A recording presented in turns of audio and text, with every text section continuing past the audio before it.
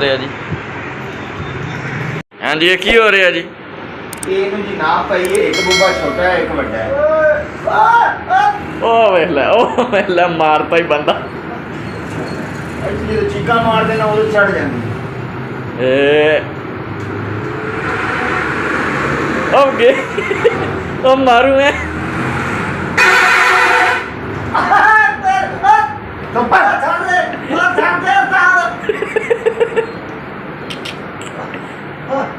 पिछाओ थोड़े पिछाओ लत्तां सीधियां कर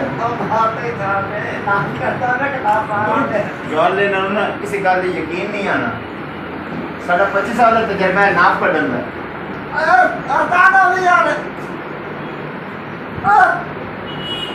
बस कर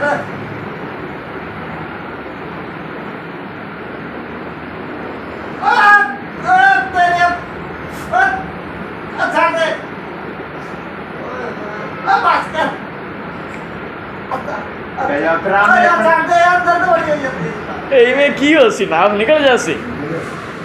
ਕਨਫਰਮ ਗੱਲ ਉਹਨੇ ਲੱਤਾਂ ਪਾਣ ਕੇ ਟੱਲਾ ਦੇ ਬੰਦਿਆ ਤੋਂ ਮੇਰੀ ਗੱਲ ਸੁਣੋ ਦੀ ਨਾ ਖਾ ਨਿਕਲੇ ਆਪਾਂ ਦੇਣਦਾਰ ਉਸ ਇਹ ਕੀ ਹੈ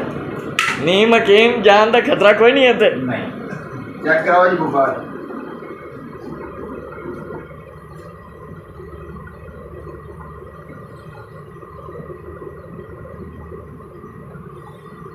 ਇਹ ਤੋਂ ਕੀ ਮੈਚ ਰਿਹਾ ਇਹ ਉਹਨੇ ਬਰਾਬਰ ਹੋਣੇ ਚਾਹੀਦੇ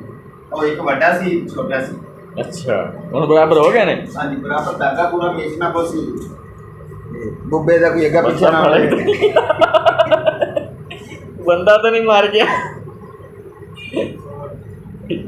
ਬੰਦੇ ਵਾਲੀਆਂ ਘੱਟ ਰੋੜੀਆਂ ਦਿੱਤੀਆਂ ਨਹੀਂ ਤੇ ਨਾਮ ਨਿਕਲਦੀ ਪਈ ਹੈ ਜੀ ਯਾਰ ਤੁਸੀਂ ਕਿਸੇ ਹੋਰ ਕੋ ਕਢਵਾ ਲਓ ਗੱਡੀ ਹੈ ਤੇਰੀ ਨਿਕਲ ਗਈ ਆਈ ਫਿਰ 6 ਮਹੀਨੇ ਮਰਦਾ ਰਿਹਾ ਦਰਦ ਨਾਲ ਇਹ ਹੁਣ ਕੀ ਹੈ ਇਹ ਜੀ ਜਿੱਥੇ ਪਾਟ ਗਈ ਉਹ ਤਰੋਪੇ ਲਾਉਣੇ ਬਸ ਇਹ ਹੁਣ ਕੀ ਤੂੰ ਵੇਖੀ ਕੋਈ ਨਵਾਂ ਕੰਮ ਨਾ ਪਾ ਦੇਈ ਭਾਈ ਹੁਣ ਸਿਲਾਈ ਤਾਂ ਕਰਨੀ ਹੈ ਨਾ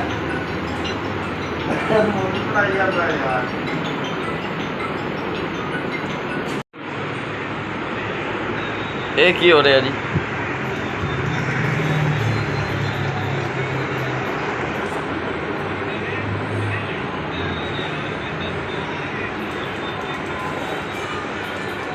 ਹਾਂਜੀ ਪੂਰਾ ਹੈ ਜੀ ਪੂਰਾ ਹੋ ਗਿਆ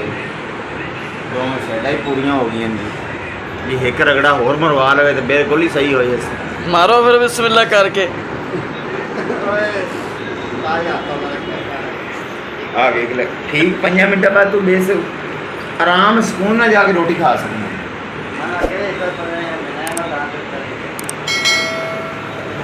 मन तो गया है ना जी अपनी गल जी ये आखिरी झटका है इंशाल्लाह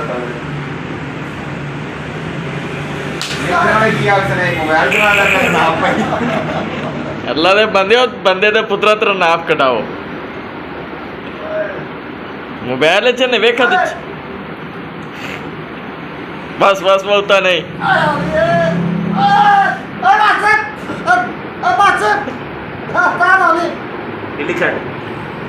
सिर उता कर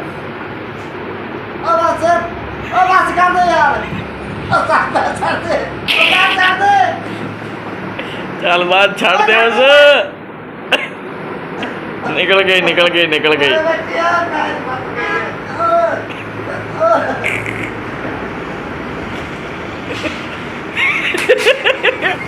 ये नाम निकलती पई है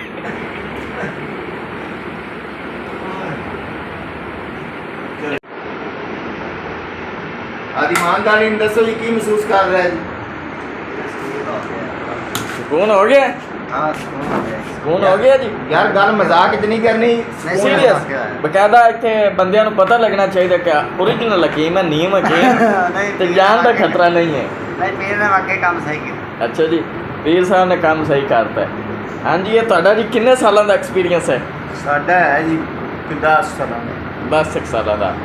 अगर इतों कोई वीडियो देख के बंदा नाफ कढ़वावन आना चाहे तो आ सकता है जी उन्होंने अपनी दुकान का एड्रैस दे दे सही आप बेलॉस नाप कटांगे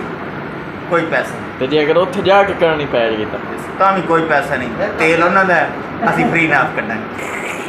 चलो